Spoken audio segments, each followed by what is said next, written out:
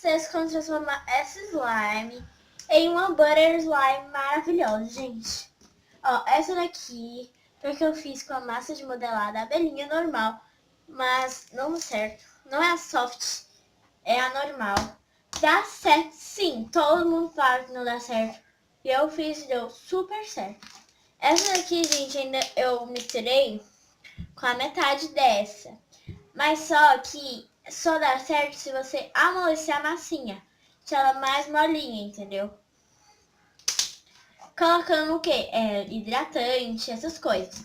Ó, gente, essa daqui ainda não se misturou totalmente, olha. Tá ainda com os pedacinhos. Mas ela vai se misturando, gente. Aí, olha, eu vou amolecer agora a massinha pra colocar o outro pedaço. Deixar ela bem cremosa, porque ela tá dentro desse pote de Nutella. Não que seja na cor de Nutella, né? Porque o corante acabou e não deu certo pra fazer a cor direitinha. Então, deixei essa cor aqui mesmo. Na câmera tá parecendo um pouco mais escurinha. Um pouco cinza, sei lá. Então, vamos amolecer a massinha. E essa parte vai ficar com a minha voz bem fininha, desse jeito, meninas, tudo bom? Porque vai demorar um pouco, tá bom?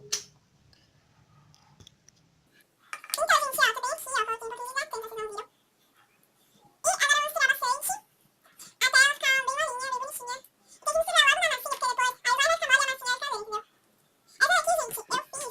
a massinha vai ficar bem, entendeu? Essa daqui, gente, eu fiz, e você percebe, olhando pra vocês, acho que uma das melhores butter slime que eu já fiz. Esse pode ficar aqui embaixo, porque, tipo, butter, essa massinha falta muita coisa pra você. Então, você já vou tacar o slime.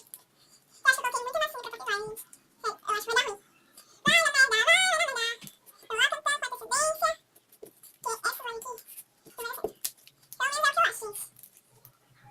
Por quê? Porque eu não amo ela direito com tanto perigo que a pessoa tem. Eu vou tentar tirar ela super bem, porque ainda tá com uns pedacinhos, ó, massinha. E depois eu vou até os... Então, gente, já amoleci aqui a slime, ó. Misturou todos os pedacinhos, ó. Tudo bem misturadinho. E agora, gente, bora para os ASMR dessa slime.